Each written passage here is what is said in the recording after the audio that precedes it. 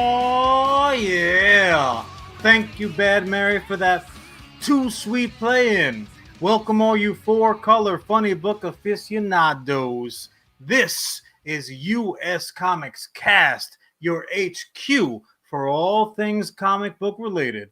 I'm John Rivera, the CEO and co-founder of U.S. Comics. And that makes me your hybrid panda, VCOO, and co-founder of US Comics and the co-host of US Comics Cast, Charlie Boom Boom Rivera. Happy Comic Book Day! I know of a certain young lady that lives within the U.S. Comics hierarchy who is straight up coming to you with a lawsuit. But you know what, Charlie? We'll leave legalities aside, and I will as well wish you a happy comic book day. How the hell are you? Well, I've been better.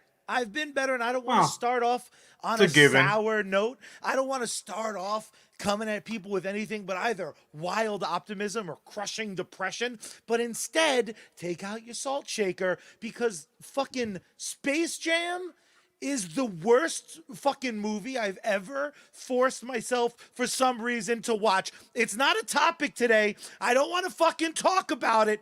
Don't see it. It is worse than anything I've ever subjected you to for the show. It is a pile of absolute excrement. The fucking same way that piece of shit show that ran for 100 seasons, Big Bang Theory, would make a reference and pretend it was a joke. This movie did it for a fucking 2-hour runtime. Fuck them. I don't care that it was a children's movie. I hope they burn in hell. I'm gonna go ahead and pluck Charlie out of the fire of hate. My question to you really simply is when you proverbially popped that cassette into the VCR, You know? did you sit back with your microwavable popcorn and your tall cup of pop and say, this is gonna be just dynamite. I can't wait. Good golly. No, No, I no, do it no, for you you didn't do people. that I do it because for you are a you. sensible adult human man. I did it for the people. What I what thought what did maybe it you was going to be a topic. expect? I thought it was maybe going to be a topic. There's all sorts of superhero bullshit in it, except it is the I fucking. mean, If you thought Jupiter's Legacy lacked something, fucking enjoy that being the greatest thing ever by direct comparison. But I don't want to fucking talk about it. I'm just letting you know it's all, off the all I'm gonna table. say is the level of expectation going into Jupiter's Legacy Touche. as opposed to Space Jam 2 Touche. are wildly different. They're You're just not very, very in the that same regard. way You are that great. I heard there are different planets in Space Jam 2 that have like, DC planet and this planet and that planet.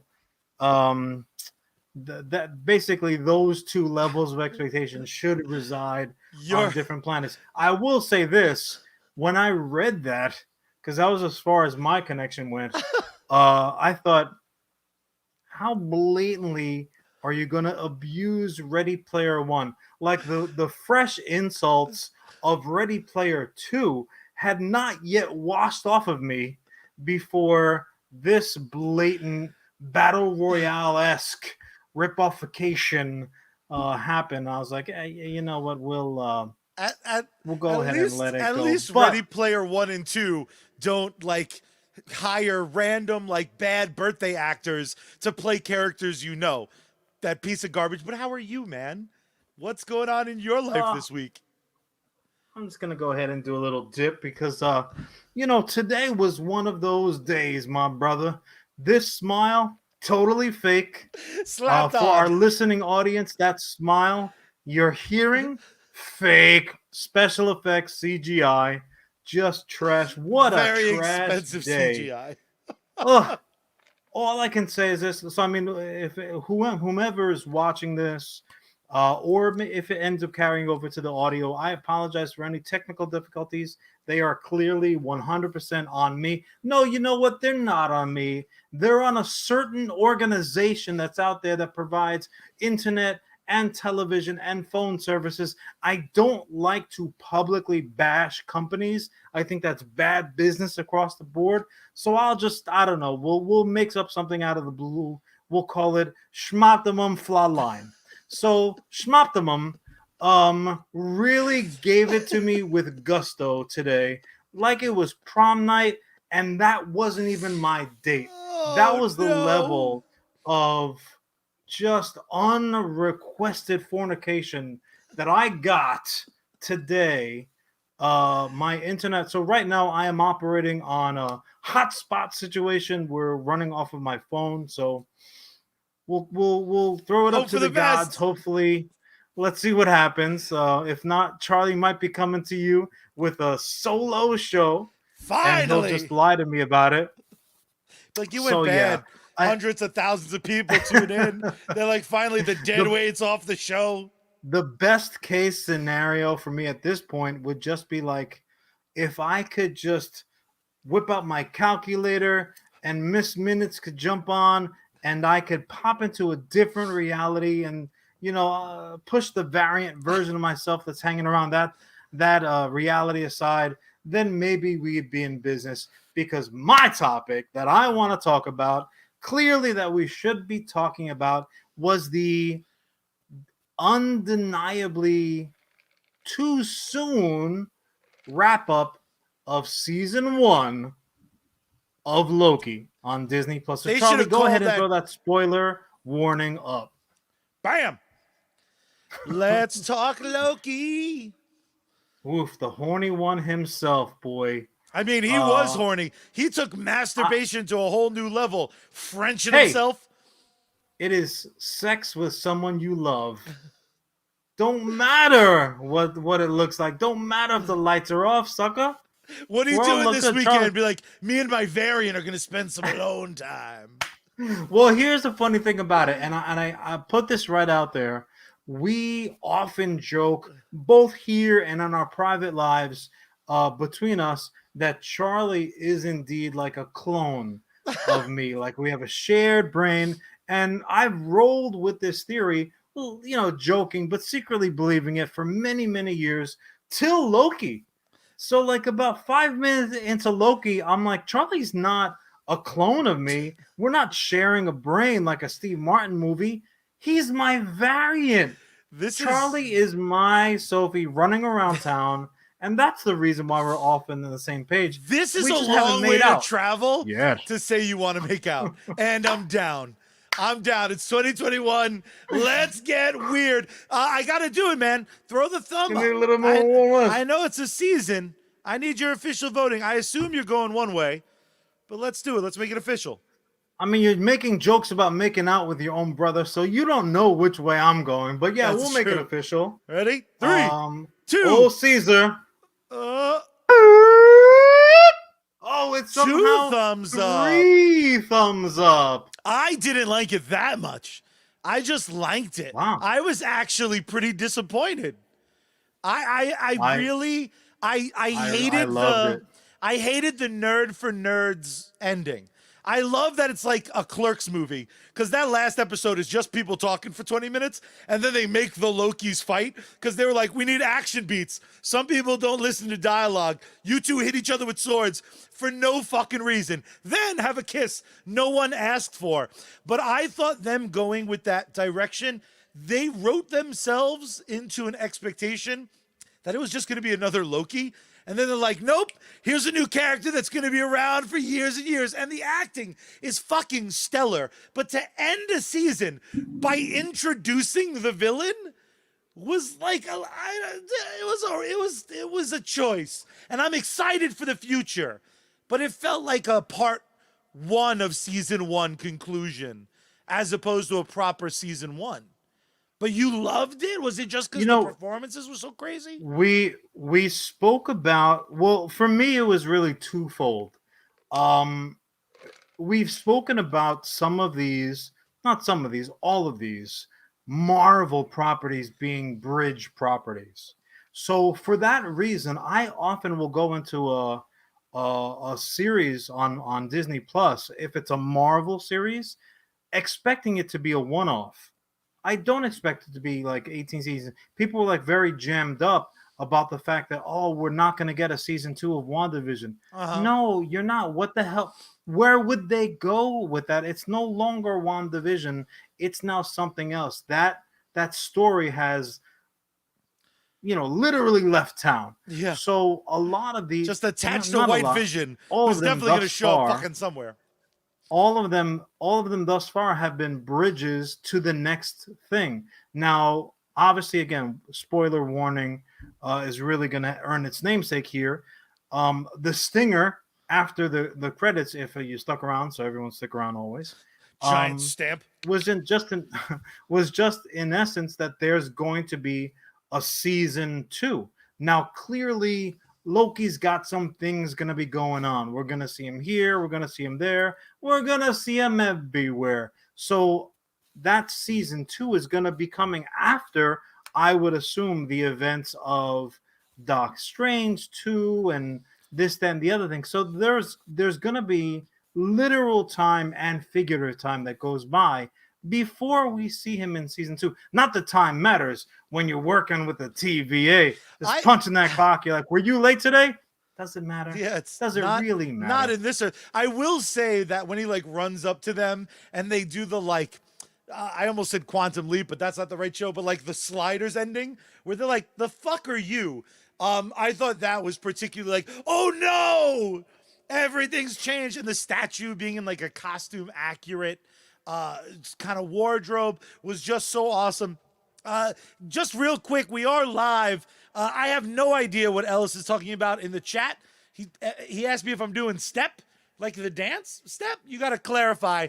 Our comment section normally comes with the fire. He's just asking weird questions. What? Okay, boy, I have lost my audio for you, so Oh no! I'm gonna go ahead and try to rectify this situation. Just nod. Go ahead, please, and regale the people with some nonsense. I shall. For me, again, I really, really did like Loki. I thought it was, I thought it was very, very good. In the comment section, tell me where you felt. But again, that natural story progression, it's just not something you do. Now, the fan in me, almost insists that we look at these things differently because Marvel TV is clearly choosing a much different path.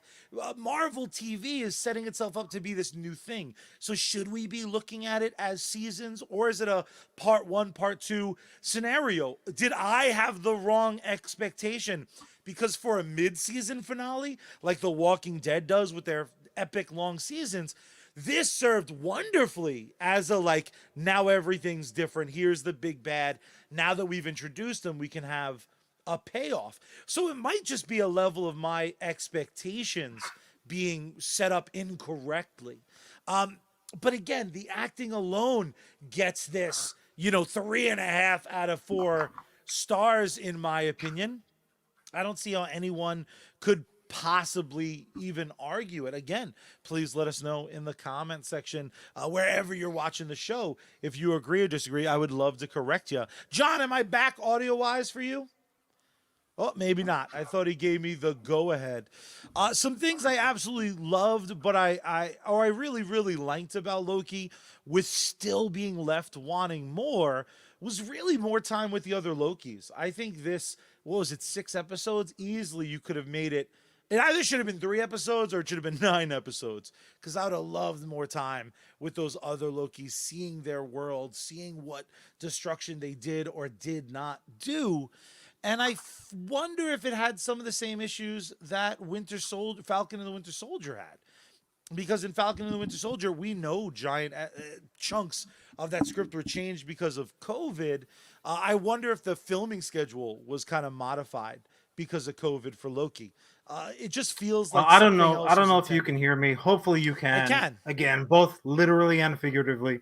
No, I don't think that's the case. This came off to me as a show that was intricately put together keeping in mind not just the narrative that they wanted to get across of the in between, like the informational wedge that we got for like, oh well, what happened to Loki when blank blank blank, but also as well as this is now next level stuff.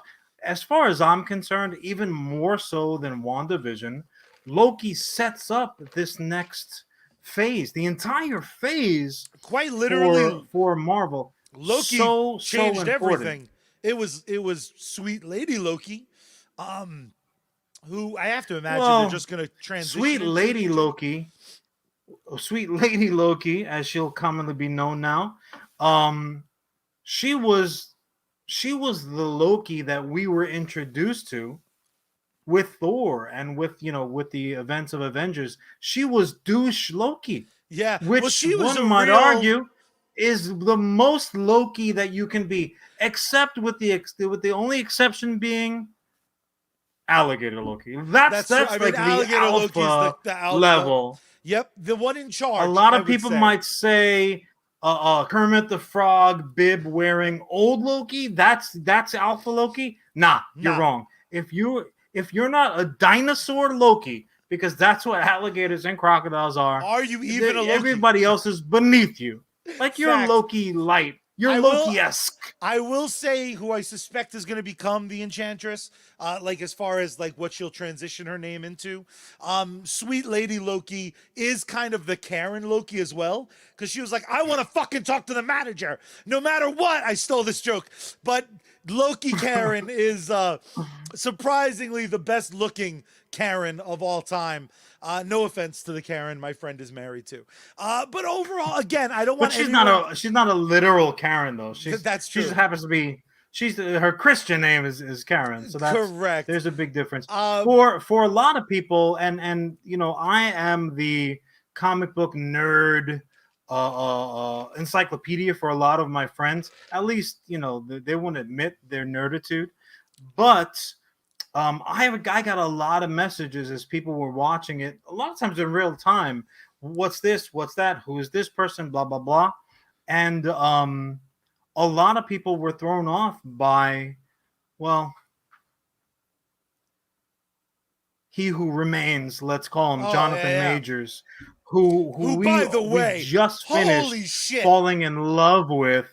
For look, when they gave out the cast, actually for Ant-Man, Yeah. that Jonathan Majors was going to be playing Kang the Conqueror, I, even as a person who lauded his performance in whatchamacallit, in help me out, the series Um, HBO Lovecraft Country. with Cthulhu. Thank you. Lovecraft Country. His turn in Lovecraft Country was dope. The show was dope. That was one of those adaptations that I also went into. I'm like, I don't know, but let's see. And I loved it. When they said, okay, he's going to be playing Kang, Gang. not Krang, Krang not is a brain. Ninja Turtles. Although, I mean, fucking same. He sign could me pull it up. off. Sign He me could up. pull it off. He wouldn't So even need Kang the makeup, it turns out. Conqueror was gonna be that Jonathan Majors was gonna be playing him, and then all of a sudden, there he is popped up, and I had heard some rumblings. Credit where credit's due. Carl, the local tech guy, that was one of the theories he threw out there, and it came to us through friend Justin, and he was spot on. And my reaction to his prediction was Charlie's reaction. I'm like, That would be dumb. I could definitely see it. It makes sense, but if you read the textbook of storytelling, you can't introduce a character in the third arc, much less the last episode, and say like, "Oh, this was all this guy." Like you needed not breadcrumbs. You needed like he needed to be the butler in the first scene if you're going to bring him back at this point. Now, here's the thing. I would say this, and my rebuttal to myself and now to my variant Charlie is this. He's not Kang the Conqueror. He's Pete Jones. He's not Kang the Conqueror. He's Kang the yeah. Conqueror, He's who blue he faced who for remains. days, like he was holding his breath till a Fantastic Four movie came out that mattered. He is coming up. We're gonna see him. The guy who we saw in the last episode of Loki is he who remains. How He's great is it though Variant that City, baby. but how great is it that now the one thing I didn't think Marvel would do is pull this trigger on like, well, Kang the Conqueror sometimes is this. Like they're really playing wonderfully with this idea of in different worlds, in different Earths, in different universes, Sure. the difference can be wild. And again, Well, they teased yeah. it with Why not? Loki, where they were like Hulk Loki, Alligator Loki. You know, it's a very fun. They didn't tease it. They just smashed it in your face. And They're like, "Here, smell it. You like it? Taste it. Taste and it." I was like, I do like it. And what I think is great for, first of all, Jonathan Majors with a name like that, how is there any doubt that he would be the smoothest motherfucker in the galaxy? What a cool guy. His turn. It was one of those where, like, you know, when you're enjoying something, but you're like, "Oh, I didn't even know I liked this." I was straight up, Pillsbury Doughboying all by myself in the couch, like, tee, I love this. Ooh. I was loving it. Every line, his delivery was just like, it was it was just great. Almost to the point where I was like, I forgive you, Marvel. I know that you just introduced technically the character in the last minute, and he's the one that did everything. That's fine, because ultimately he didn't. He's not the big bad moving forward. Lady Loki, Sylvie, is like, look, I've got a breast pump in between scenes.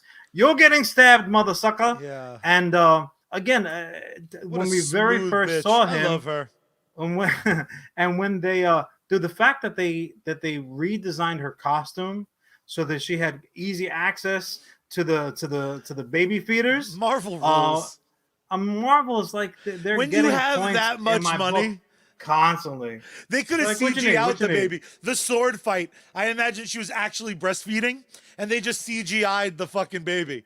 She's just like, I don't fuck around. What's up, The Sylvie, baby son? Sylvie. had its own sword. It's like, I will say this. I was talking to a friend about how I was a little disappointed despite really liking it. And they were like, yeah, and fuck Sylvie. And I grabbed them by the throat. And I was like, I'll fucking kill you. I'll kill you. So I am a big fan. Sylvie is the dick in the story. If you're regaling that story as if it happened to your buddy Pete Joe's down the street, they're like, oh yeah, and then it's fucking Sylvie. Like, she fucked up. The way that people threw shade at Peter Quill. Yes. When in reality, it kind of wasn't. That Thanos fight could have gone differently in multiple different ways. And I don't ever want to give the opposition in the court fodder, but the truth of the matter is that Peter probably could have. You know what I'm saying? Like, so poor Star-Lord took a vicious beating with the nerds across the boards. And on top of it, he was like, I like Jesus. Like, fuck Chris Pratt. Like, they really turned on him fast. But I think it's because of the Thanos thing. I will say, though, I think anyone, and there are some people who are trying to say that because of the choices that they made, ultimately they wound up not really liking the series overall. And I just call a spade a spade. Those motherfuckers are liars. And I know they're liars because their favorite director is also famously a liar. And that is George Toy Boy Lucas. You liar. And why? Because Han shot first. Put him up. Salute. Wrong camera. There you go. Yeah. Knock it back. Don't make me laugh before taking your shot, you piece of garbage. My dear brother. Double gulper. My best friend in the multiverse. All variants aside, you will always be one of my favorite humans. Can you do me a favor? Can you start my time? Charlie, I would say I'll start your time on my phone, but if I ask this poor phone to do one more thing, I think it is going to raise up smash me in the face. Can you just make the sound? I'll do it on my end. Do it. There it is. I want to keep going in this positive train. I derailed us a little bit with my hatred for Space Jam. Again, it's just a warning. The only reason I wanted to mention it, it's a warning. Yuck. Peter is It's a hero. like a Wait a dangerous second. curves ahead. Wait a second. Before my mood can be happy, let's get sour. How dare Ellis in the comment section? Peter's Damn a it, hero Ellis. that allowed Thanos to save the universe with a snap. You sucker mother sucker. And I was Whoa, about to compliment your boy. Let me take that down. Let me take it down. I was about to Take it, compliment relax. his boy Lando because Lando is finally getting the justice he deserves. The Damn straight. original actor, the man who even better than Clark Kent, the Man of Steel himself, can rock a cape anywhere in the galaxy, is now getting a two-shaded suit because Batman 89 is getting another sequel from the world, from the launching pad that is Bat's most famous movie outing. If you ask someone like me, despite the murder, despite killing and whatnot, Batman 89, one of the absolute coolest comic book movies of all time, a movie that launched 1 billion extra nerds, the thing that unified the general public with the J-Brones, the second film to do it, because obviously credit where credit's due. Superman made us all believe a man could fly. Batman 89 made us think a guy in a rubber suit could, one, get laid, B, fuck up a clown real good. He killed a clown. Batman 89's getting a sequel in comic book form, and I couldn't be more excited. The original cast being drawn into a 4-color funny book. We're getting Two-Face as the director intended, a black mustachioed Two-Face? Sign me up. I am so fucking excited. Now, they've done this before with Batman. We had Batman 66, the comic book, which gave you more and more campy Batman goodness. And now we're taking Batusi, shark repellent, which, by the way, before bomb over your head. when we talk about these dark movies, you have to give some credit to Tim Burton and what he did with Batman. And one of the things that kind of follows that model, He gets all the credit. Agreed. He gets all the credit. One of the shows that's like, I'm 50-50 with it. I like some episodes, I hate some episodes. But that show, Titans, had their version of Bruce Wayne do the Batusi. And I was happy for about a week. But John, initial thoughts. Batman 89, the comic book. Holy crap. Hyped up. Dude, I can't wait. If anyone has seen the advanced visuals, it looks tight. It looks drum tight. And again, Ellis is our resident Lando lover. I mean, anything Colt 45 related, I'm always going to defer to Ellis. So I can't imagine who's happier than he is to see our boy getting his Two-Face turn proper. But I'm so excited to be re-entering that 89 Batman world. Now, it is funny because, as we know, I mean, this is like the worst the worst kept secret in all of moviedom as far as I'm concerned. We know that we're getting Tim Burton Batman in the upcoming Flash. So Flash, if anyone doesn't know, be ashamed of yourself, because we've talked about it plenty. Flash is basically going to be doing for DC what Loki and the TVA and Doctor Strange, by proxy, is doing for Marvel, allowing us to revisit all of this other content and saying, hey guys, we know you love this shit. We love it too. Guess what? It all counts.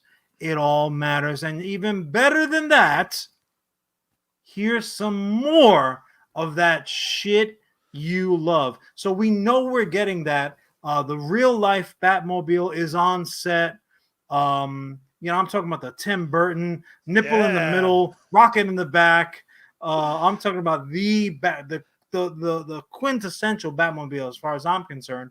And now we're getting the continuation of the story of the movie story that we saw in comic book form. I'm so excited. I don't remember if I told the story here, but the really quick version, I'll throw it right back to Charlie. Our cousin Jason, our law enforcement demagogue cousin Jason,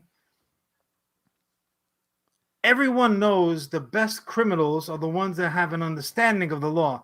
Snuck us in as Lil Sheeran snuck us in to a completely sold out showing of Batman. So we got to see Batman in theaters like it was brand new. It still had that new Batmobile smell about the movie. And we're sitting there. It's a total sellout. There were 4 poor souls. And this was God knows how long ago. They're like, yay, we're going to see Batman. Oh, no, we're not. Oh, there's no seats for us, even though we're holding the tickets. Okay, cool. Must have been clowns. So I got snuck in by our loving cousin to see Batman, but I can't wait. Now, this was right in my wheelhouse, right? This was in that period of time where, like, okay, now I love Batman. And Yeah. you know, I was kind of like veering off of him a bit. But well, how do you feel? I mean, you know, you don't miss a beat when it comes to the issue. So how excited are you? You know, there's something about, and I fully admit some of this is just comfort. Sometimes when you look at a landscape, as someone who no longer falls into a lot of people's prime demos, um, I haven't connected with a Batman book in a while. Okay. With a lot of comic books lately, it's felt like they're just going in directions either that are far too familiar to what's come before it or so far removed from what I enjoy that it just becomes almost a burden to What was read the it. last comic book? What was the last Batman book that really clicked on all cylinders for you, for Charlie, as Probably a probably Court of consumer? Owls, which ironically was part of the New Okay. 52, which like everyone hates the New 52, but had Yeah, no. bangers. The Court of Owls is one of those things that I'm like, that's the movie. Like just that's how you do a new Batman story that doesn't take place in year 1. Um Now there are so many Batman books though that what happens is percentage wise the bad books to good books fall way off kilter. So being able to throw to a Batman who's not even my perfect definition of Batman, the Batman in my head is not Tim Burton's Batman. Again, uses guns, kills people. In the sequel, very comfortable killing people. um there though is something about that version of Batman, and I've always been good at compartmentalizing different versions of characters and being able to like them for what they are. Tim Burton's Batman is a just wonderful character. To manage that kind of emo, the high level of emo that is Tim Burton's Bruce Wayne, Mm. and then being able to One have might like, argue that that is custom made for Charlie Boy. so there are definitely the days, but then him able to enjoy cold soup once he learns it's supposed to be cold soup Yeah, is man, it's just gazpacho. Let's go, glorious. Bruce. It's just, I You mean, you know what's went around the world, didn't know what gazpacho was. The fuck out of here. the thing for me with the Burton Batman is Burton didn't just give us like a fully formed character. I mean, he did, but he gave us an entire fully formed, defined world. Yeah, He handed us everything. it So was I would part and parcel. imagine, yeah, I would imagine that as a performer, you could step in, you're like, I get it. I get it. I know exactly where this is going to go. That's also the reason why, even though they weren't filmed in succession, um, his 2 flicks were seamless. If someone said, yo, they filmed their shits in the same day, I'm like, yeah, that Yeah, makes sense. adds Or up. they weren't even written It's consecutively like that. They were so cohesive, mhm. so much so that what came next, this is the debate for another day. Personally, not my cup of tea, but it was so wildly different than what came before. You're like, no, this is even more than a variant. This is like I got pushed through the door and I woke up and somebody else is Yeah, in charge. It you're was talking about so Forever off. and Batman and Robin. You're not talking about Batman Returns, obviously. No, no, of Okay. course not. Of course not. So once again, he gave us everything fully formed, fully realized, and that came from the creator. Like he knew precisely what it was going to be. Now, one can argue, like, well, yeah, you could have rolled that right into Frankenweenie or any one of these other projects, but like that's the reason why certain projects go to certain creators. You're And like, who will be perfect for this? Fucking Tim Burton. and what's interesting though is there are times where creators have a vision and it for the general public feels like the vision doesn't match the characters of the world because Snyder just got 800 hours of 3 movies and he started off with Superman not having a version of Superman that necessarily matched, whereas Tim Burton and this dark ass Batman, that they're, despite it being poison to me, it's peanut butter and jelly. What gets me so excited about it though is especially lately with how successful the Marvel films have been, one thing I've accused them of is being afraid to like go for the home run. They'd much rather hit triples because the triples are consistent. They can always make an Ant-Man. They can always make a Guardians 2. But when they let people go buck, when they have a bad game like Thor 2, and they're like, fuck it, do Ragnarok. And then Ragnarok is like, we're fucking going ape shit. Yeah. We got laser swords and shit. But that's the benefit of success. Because if you made Ragnarok and that was your first thing out of the gate, you're not getting another bite at the apple. So I can't really blame them for saying, you know what Favreau did was aces. Everybody loved it. Let's make 12 more of those. Yeah. And then let's see where we're at. They have such a track, Marvel I'm talking about, has such a track record of success, not just financial success, because as Space Jam 2 will tell you, just because something makes money doesn't make it good. Doesn't mean you're going to like it. So Marvel has a track record, of making money, that's a given, but also as well as of making content that people love and that you can go back to. The entire Marvel universe is eminently rewatchable. Agreed. And that's one of the best things that I could possibly say about Burton's Batman creation. You could go back and rewatch that. You could rewatch it 6 months after it first came out. You could watch it 6 years after the fact. You could watch it today after this podcast is over, and it holds up. It's dynamite. It's just super duper entertaining. And it's very interesting too. Like he created a lot of stuff. Like there wasn't a black clad Batman before Burton, and now that is the norm. Before Burton, Batman was in the gray and the blue. And there's so many things that tie back to that. But like you were saying, the world he built is so fully formed.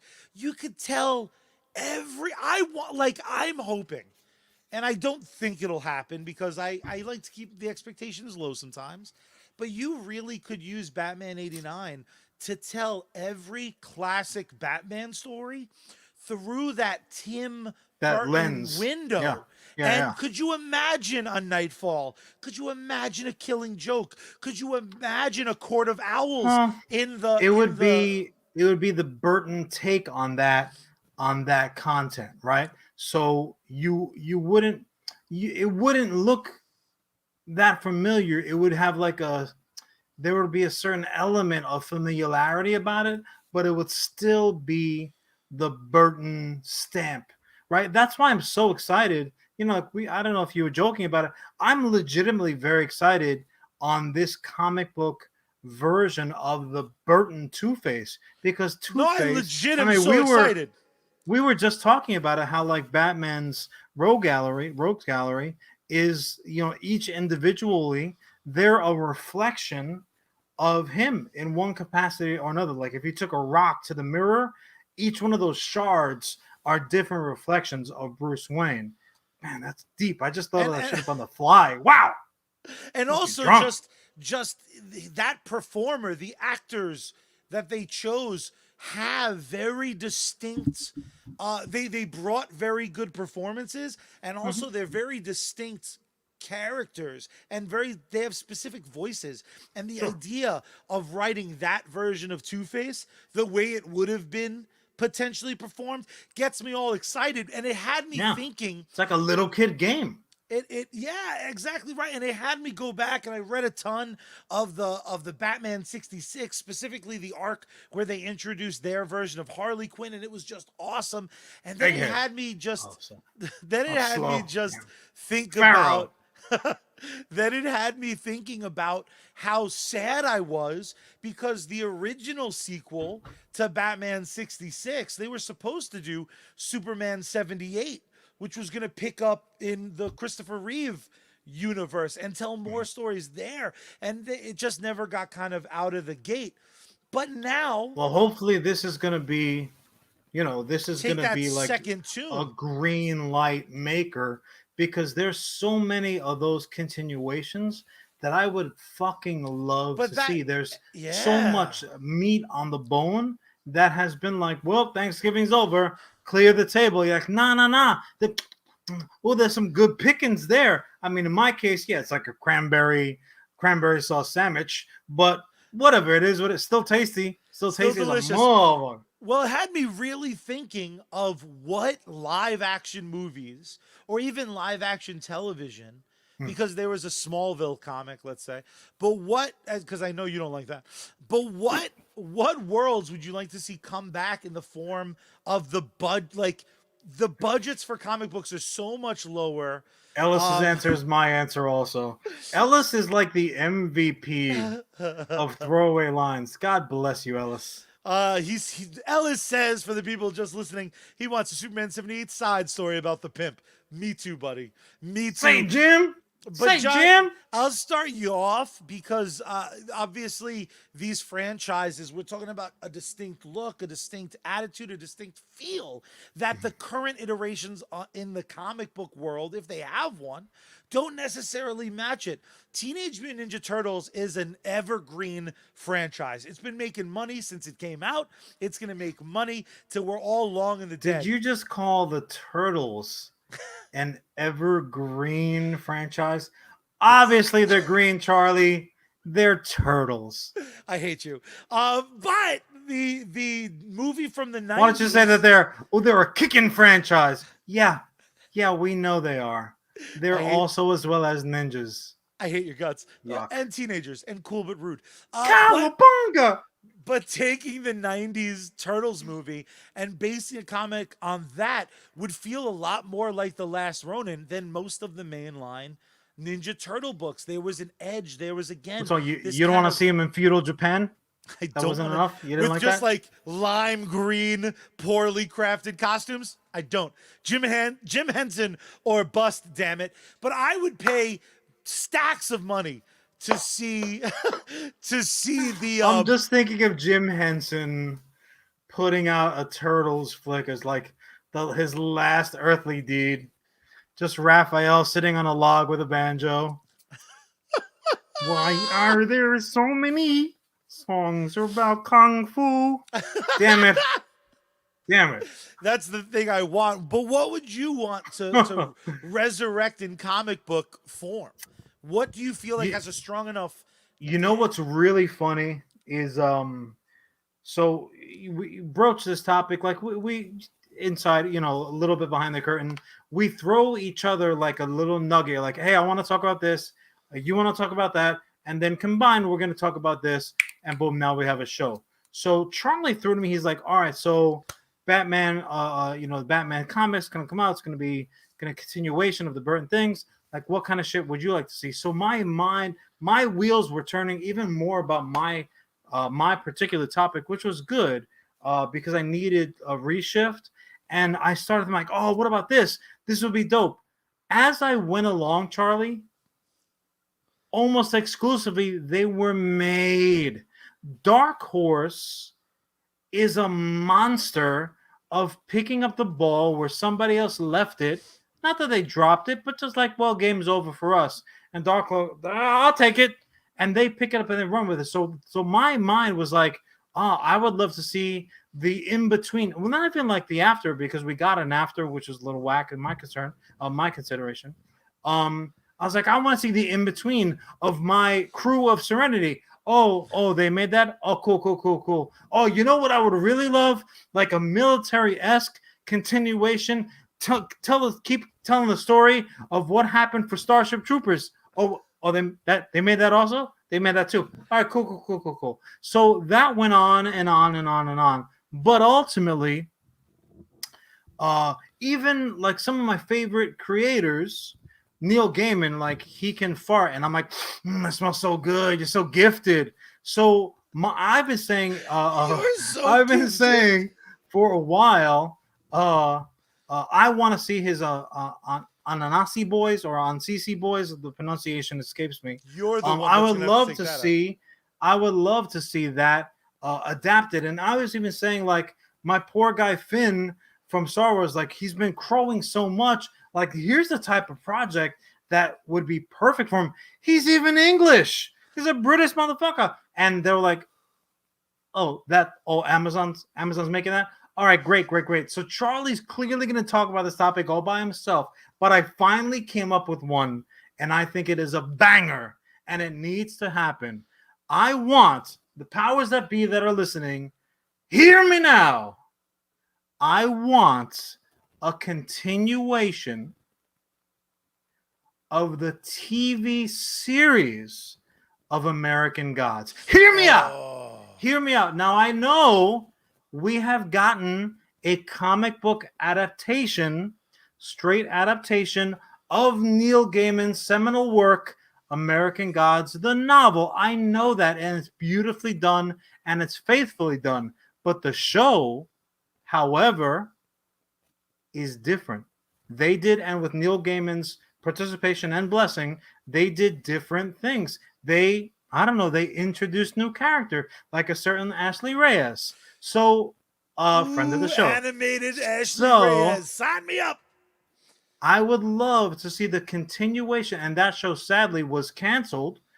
So as of right now, who knows what can happen in the future, but as of right now, we're not going to see the continuation of that version of American Gods. And I am so into American Gods, one of my absolute favorite creations of all time in any capacity.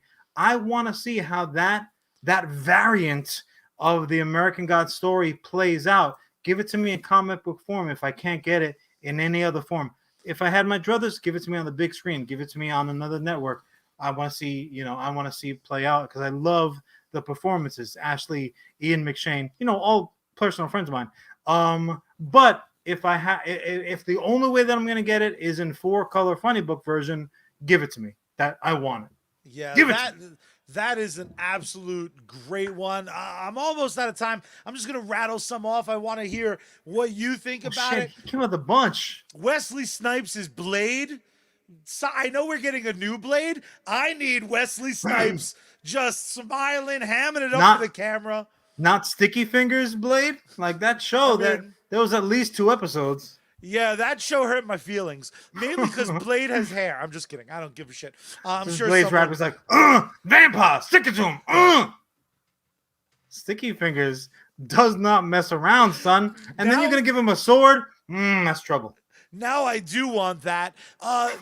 He's had comic books before, but none directly tied in to what felt like continuing the movie universe. But I would love a proper RoboCop comic book series. I would love a proper Terminator. RoboCop, they have put series. It's funny that you say it because RoboCop, it's like a not even celebrity boxing, but like the MTV claymation version. They used to put certain people against each other. They have put poor RoboCop up against every damn body under the sun. And I don't remember if it was IDW. I think they're the ones who really ran with it. Robo must be tired. Yeah. Robo must be like, damn, son, get me an oil can and a screwdriver because I need a break. Bring over some baby food while you're at it because I gotta rest my dogs. Yeah, there have been a lot of them, but having read them all, the one thing I feel like I've never properly gotten. I'll even allow them to consider RoboCop 2 part of the story, although there's not a lot Well, it of should. RoboCopiness in it. RoboCop 3 was Yeah, let's get rid of the forgettable. So. get rid of the samurai. But I would love this idea of this guy finding his humanity while he's a fucking cyborg cop. Sign me up. And what's Sure. great about comic books, and again, Wesley Snipes' Blade, I want to see a lot of vampires getting killed in interesting ways. But a RoboCop comic series on the heels of RoboCop 2 can be mostly this like beautiful think piece that just occasionally has people's dicks getting shot off. My dear brother, though, hold on to your Yes. dick tight because we gotta pay some bills. And today's Damn, episode already? is not brought to you by Manscaped. It's not brought to you by Blue Chew. It's brought to you by close personal friends that we can truly vouch for. My dear brother, take it away. Charlie. Who's our first sponsor this week? All I know is this: you had those unsolicited sponsorships like right there.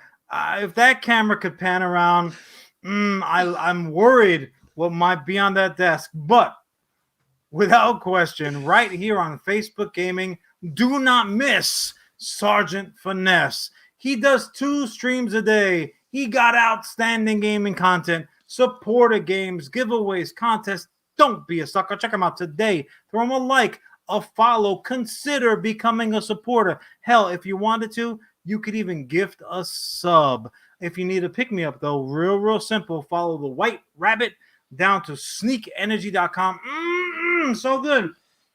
That's a good burger. No, that's a different movie. It's really delicious. Use code SGT at checkout if you're looking for some fresh new gear. I happen to have on some Bad Mary original official swag. Now, this particular shirt, if you missed it, you missed it. But you won't miss anything for Sergeant Finesse if you go over to geekunleashed.com. See, Charlie, that's a throwaway. That's Charlie-esque on that one. That's Use code good. Sarge at checkout there. When Sarge is on deck, ooh, you salute. Nice. Oh, look at it. That's a solid impersonation. That's a man who has seen many of those videos. But speaking of videos, right now, one of my absolute favorite bands, Bad Mary, has dropped their brand new single on all of the internet. It's on YouTube, but you can find it on all their social media at Bad Mary Band. You can support them financially over on patreon.com/Bad Mary Band. My favorite part is you can hear them on every single music streaming service anywhere in all of the interwebs. Bad Mary Band, baby. You need more music in your life. Let them be that music. Nice. Is that some new copy? I like it. That is, I like to change it. Charlie's been doing some writing on the crappy A. My dear brother, are you ready for me to start your time? And also, big shout out.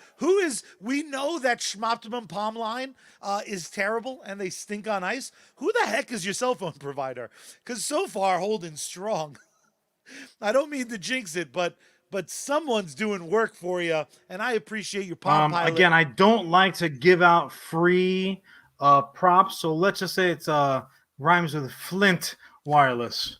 Oh my God, the G.I. Joe Flint has a cell phone service? That's dope. He would. Are you ready for me to start your time? You know what? I'm actually not, because, your topic was very up, and I got excited, chubbed up a little bit from it. So thanks, Blue Chew. My topic is very specific. So let me, as a performer, I do need to get into the zone. And as their mutual trailer would have us know, there are experts in the field, so I'm going to emulate them. Lion face, rah! Lemon face, mwah! Salty face. Oh no! Start my time. Oh, it started. Oh, I do not like how deep those eyebrows just went. Oh no! For those of you listening, John just took a heavy swig of his adult beverage. No. What's wrong? I hope that those parties that I'm referring to right now are listening. Because if you're not listening, Well, first and first, mostly, I wouldn't be surprised because you're about some ignorant some bitches. And if you listen or watch this show, you would at least know something. You would know something. You would at least know that you don't know shit. And I got news for you. Knowing that you don't know shit is at least something. So you got that going for you, which is nice. But these dumb mother suckers out there, Charlie, I am so tired. You would think that they all work for Flop the Moonfly Online because they are suckers to the 10th degree. I'm sick of it. Charlie, we have come into our own. And I'm not talking about this little podcast. I'm not talking about this little video show. We all tee hee hee. We have a good time on comic book days. That's a given.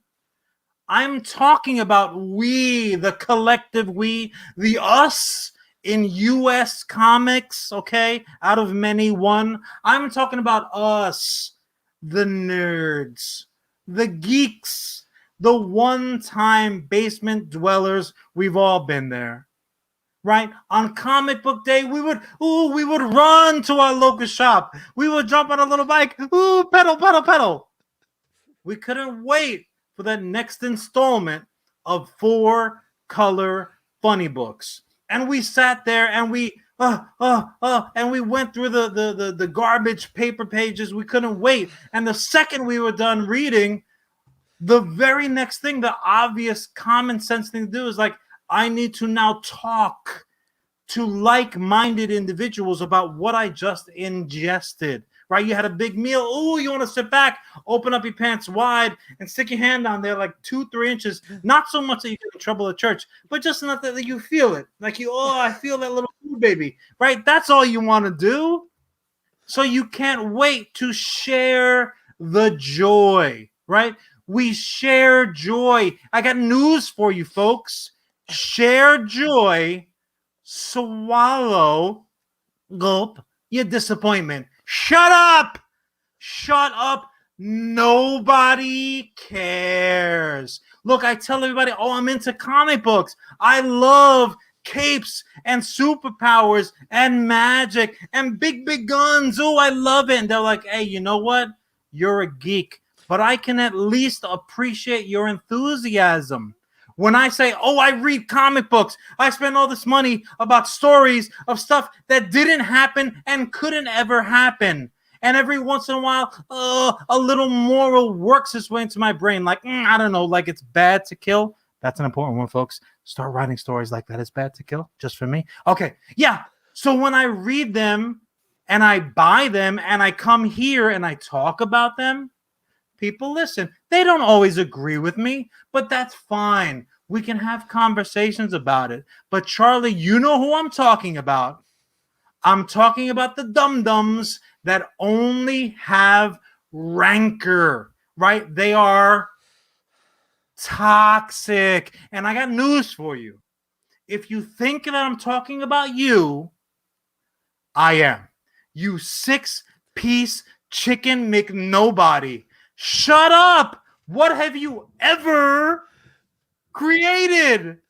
Nothing. You're a consumer. You're a locust. So you go about your business just looking for things to shoot down. If you don't like it, fine. If you want to tell me, hey, John, I read this, I watched this, I saw that, I didn't like it. Okay. Well, I happen to like it. I'm sorry that you didn't. Or maybe we're in agreement. You know what would have been cool? I wish they would have done this, that, or the other thing. I'm not talking about that demographic. That's just human nature. Charlie and I do that, my very own variant, all the time. Charlie's like, Smallville's great. I'm like, you are a dum-dum. It's not great. But that's fine. We can have those conversations out of love. Sometimes Ellis thinks, yeah, Ellis, you're right.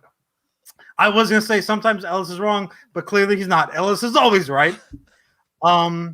Sometimes people just want to be negative. They will watch something, they'll ingest something specifically, like almost hoping that it tastes like doodle. And I'll tell you, Charlie, what lit this fire and call the authorities because it is smoking back there. I am on fire. I'm hot. Okay? Charlie and I still, I acknowledge the game's been around a while. Charlie and I still play a game, little game, maybe you heard it, called Red Dead Redemption 2 Electric Boogaloo Online. And you know why? Because we live in a very fast-paced world. Everything's flying by at 1,000,000 miles an hour. And every once in a while, I like to take my time, jump on my horse, ride through, just ride through a little beautiful landscape. And yeah, sure, maybe murderize 50, 60, 100 bad guys, though. Not good guys. Yeah, but they were all bad. Yeah, I agree with Arnold. I kill guys in video game form, but they're bad guys. It's fine. What happened to killing's bad? Charlie said bad guys, I said. All right, and I'm not a superhero. I have a cowboy hat, not a cape.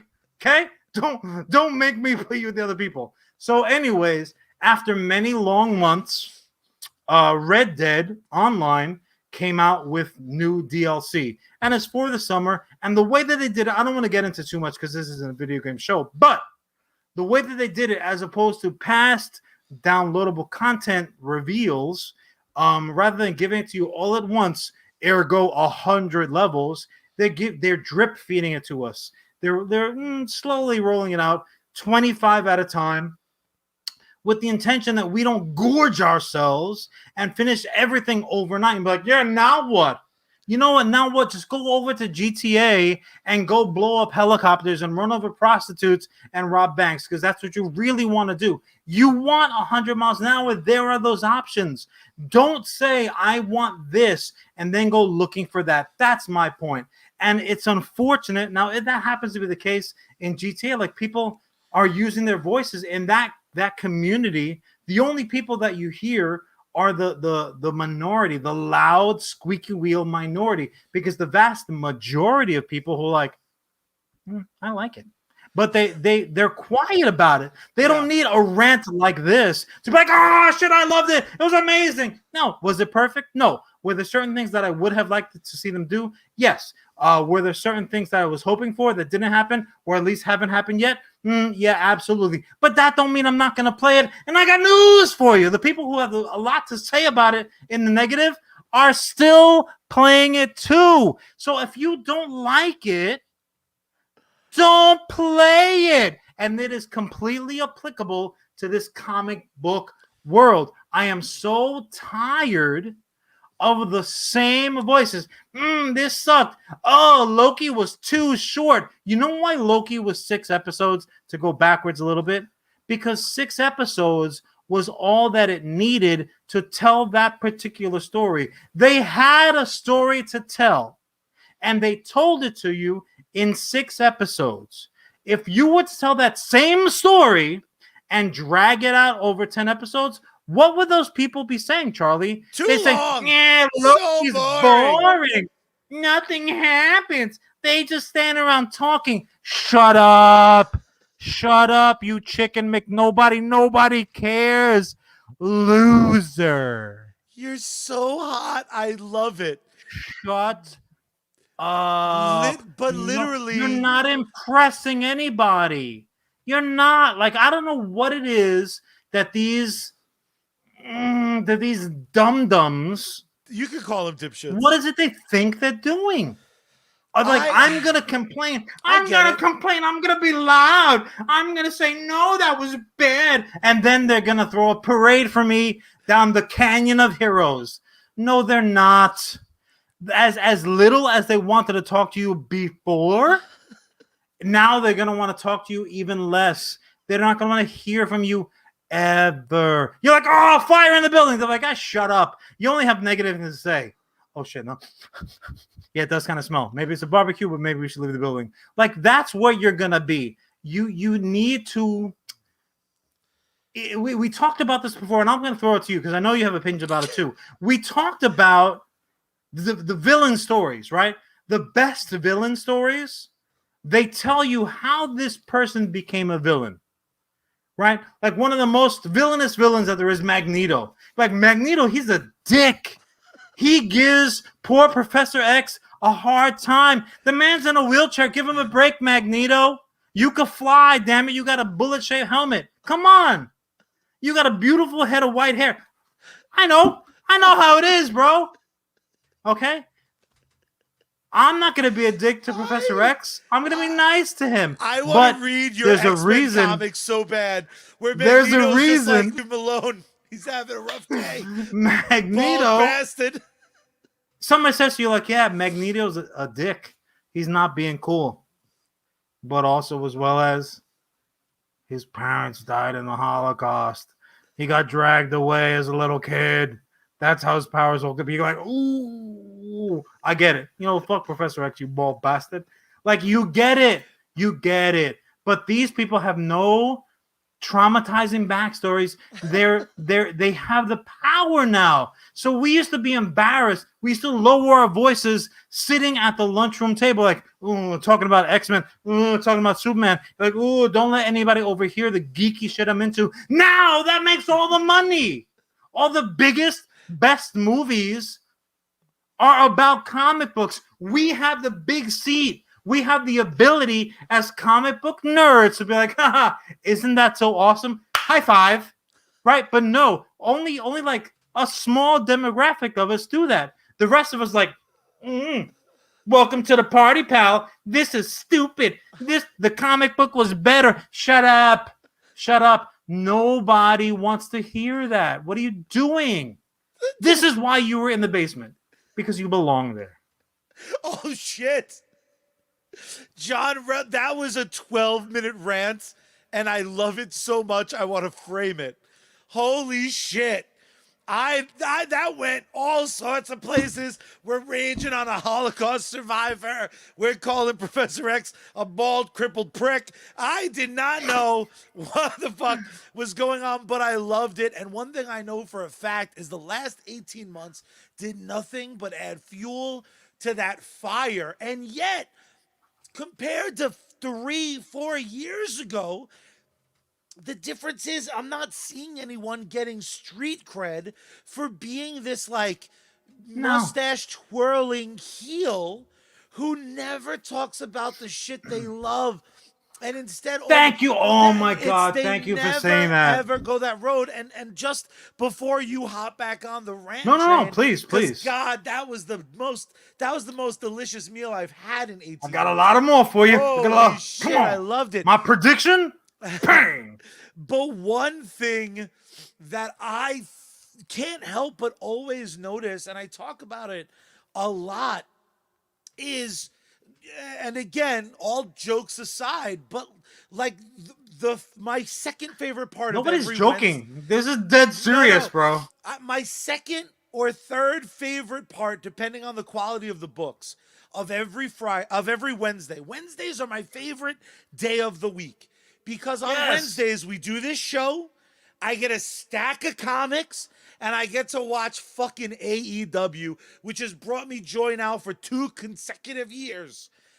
AEW just sold out, all but sold out, Arthur Ashe Stadium. They just got over 1 million people watching their little Wednesday night show. And you know what people were saying on Twitter the next day? They were saying, well, Tony Khan probably bought all the seats at Arthur Ashe. Well, their rating is only good because the playoff game that was also on wasn't that interesting. There are people who cannot verbalize. They can't verbalize why they love Roman Reigns. So instead they try to say Kenny Omega sucks. Charlie, these people are boring. I want you to cast your mind back. Okay. And I know it's not gonna be tough for you because you're basically a big baby. As a little kid, you ever like hanging around with the older kids? Just like lucky circumstance. You think you're like, I shouldn't be here. But you are, right? And they're talking about this. They're talking about racing for pinks. And they're talking about like, you know, the gang fight behind the hill at school. And you're like, I peed my pants last night. Like I have nothing to contribute to this. So you're like, You know what sucks? Sesame Street. Fucking count. What are you always counting for? Am I right? Am I right? Big Bird's a dick. Bird, you big bird. That's what those people are, right? They are people, and this is just my humble opinion, but I'm often right. And I think that I'm right here again. These are people, they lack the social skills. And especially now when we're all basically at the table. It used to be like, well, close the door. I'm home now. No, we're always now at the party, right? Because of online and because of social media and because of our connectivity. We can text somebody, I'm watching this. This is bullshit. Look, I can throw this sucks. I hate this. That was dumb with the best of them. But I do two things. And I encourage people. Not often do I say, do this like me. In this circumstance, be like John. Okay? LeBron should have been more like Mike. Be like John. LeBron should have been more like Mike when he made Space Jam. In this case, be more like John. And I promise you, you're going to get along better with the peoples. Okay? If you, like Charlie said, if you throw out one I hated, fill in the blank, match it. Match it with a, but I loved this. It is going to make you literally and figuratively, I said it at least 3 times today. It is going to make you a more well-rounded person. Nobody wants you to yuck, as Charlie says. Everybody's yum. Because if you get up on your fucking soapbox and you're like, this sucked, I hated this, and a person's like, well, I liked it. And you know what's even worse, Charlie? You know what's even worse than I hate it, I hate it, I hate it. Tell me. That is even more palatable than this sucks. Does it suck? Or did you just not like it? Does it suck?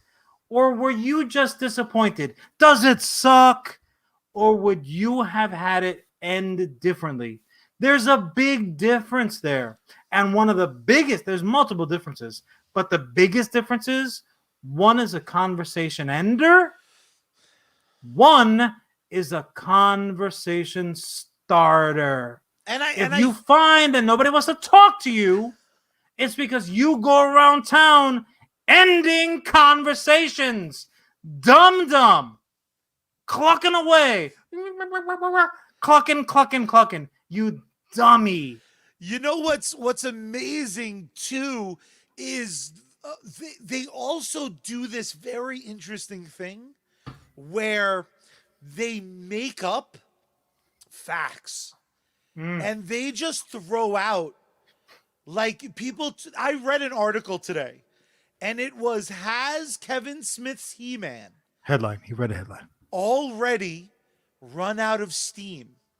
And the article posits a world in which this author was able to travel to a universe in which the hype train continued and was able to gauge online interest compared to reality. Now, John, can I ask you a weird question?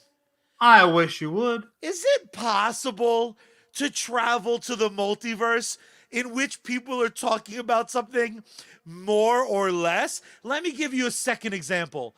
A dear friend of mine once, while watching a wrestling show, goes, fuck Sting. And I go, the musician? Because he clearly meant the wrestler. And he said, this guy's not moving the needle at all. What a waste of money. And I go, how much did they pay him? And he goes, well, it must have been a lot. I was like, but you don't know? And he was like, but it had to have been a lot. Like, had it?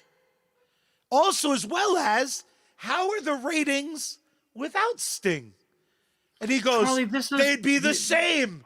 The fuck out of here. Oh, yeah. You can't make up shit. Let me pull out of my back pocket a fact simply because it jibes with my bullshit hypothesis. Now, here's the thing. I don't want it to come across like I'm singling out comic book fans, because I'm not. It's nerds It of all runs the ilks. gamut. 100%. No, here's the thing too.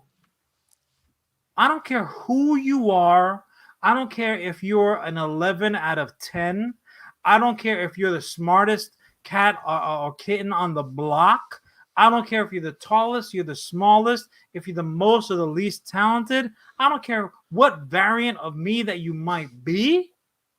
We are all nerds for something. That's a t-shirt.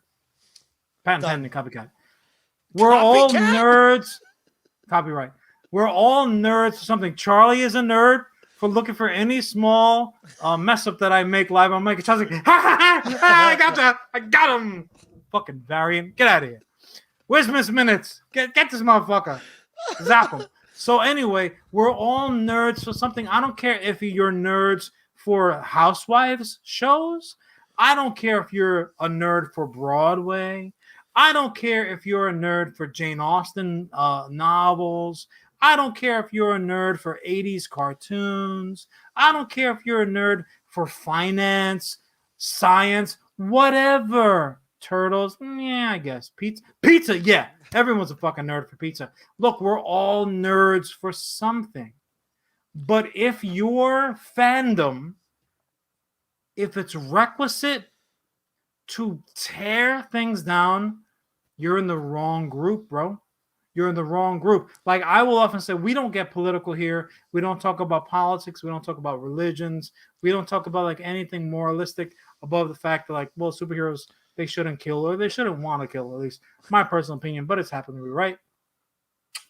But if your group that you look around and you find yourself in, whatever the circumstances might be, if their main function is, if you're a mean girl, right, and you got to wear pink on a certain day, and your job is to be a douche to other people, you're in the wrong group, son. You got to move on. You got to pick a different table in the lunchroom because your table sucks. It's toxic. I would like to introduce to the people.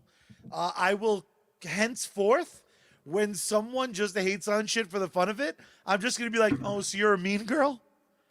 And I'm not gonna I'm just gonna be like, what day do you guys wear pink? Or yeah, exactly.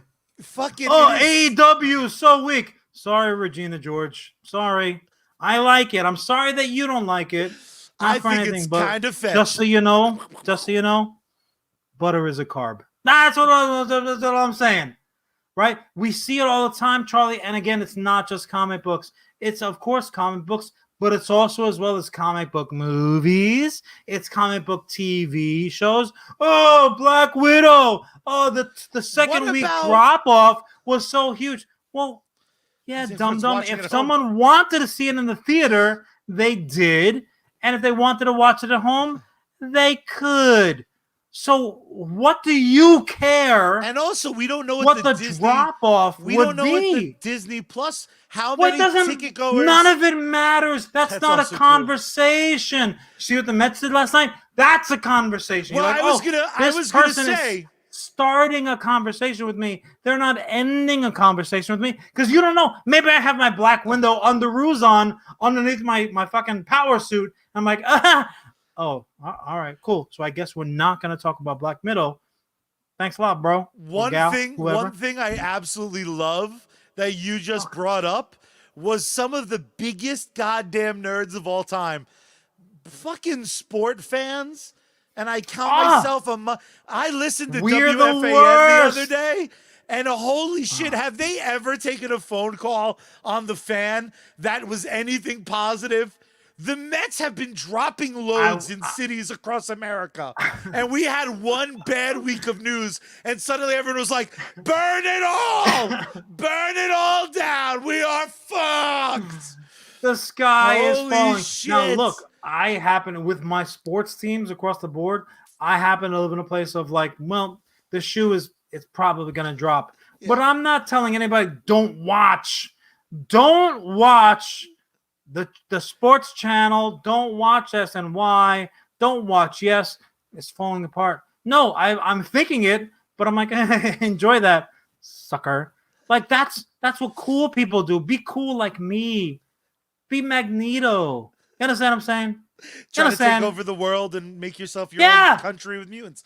I get Yes, it. yes, I fine. think all of this boils down to a very important question, and that's, John, what did you think of the Tomorrow War? Charlie, I don't mind telling you. You know what? I'm gonna do a nice insult sandwich. I didn't like it. I did like that science was the good guy. If you had to summarize that movie, they're like, science is right. Believe in science.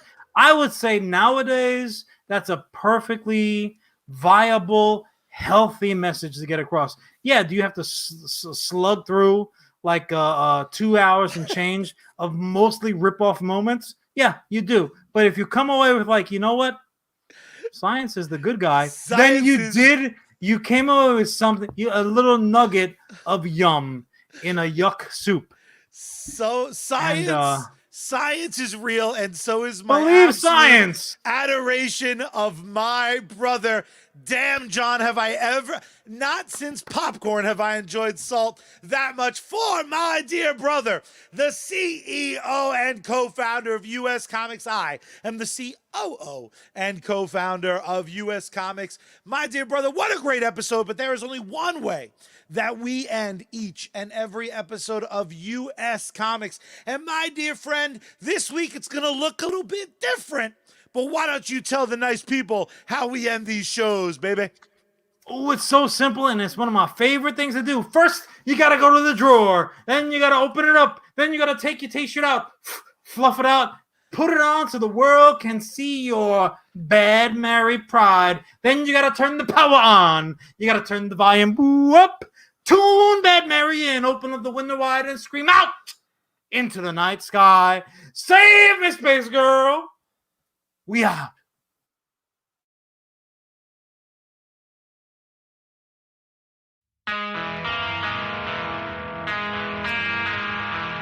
La la la la la. This is my stuff. Got to get up. I may go pop. Excuse me. Excuse me. I got to be direct. La la la. If I'm wrong, please correct. La la la. You're standing on my neck. Look right through me. Say I'm gloomy. Yeah, so sue me. Excuse me. Excuse me. I got to be direct. La la la. It's like a big train wreck. La la la. You're standing on my neck. La la la. You're standing on my neck. La la la. You're standing. Nothing is like I planned it.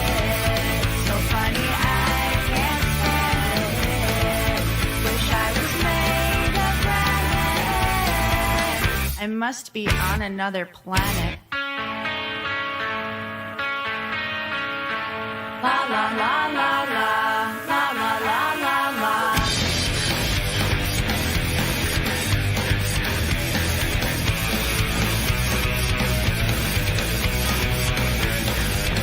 This is my stuff, got to get up. I may go pop. Excuse me, excuse me. I got to be direct. La la la. If I'm wrong, please correct. La la la. You're standing on my neck. La la la. You're standing on my neck. La la la. You're standing on my neck. La la la la la, la la la la la, la la la la la, la la la la la, la la la la la, la la la la la, la la la la la, la la la la la, la la la la la, la la la la la, la la la la la, la la la la la, la la la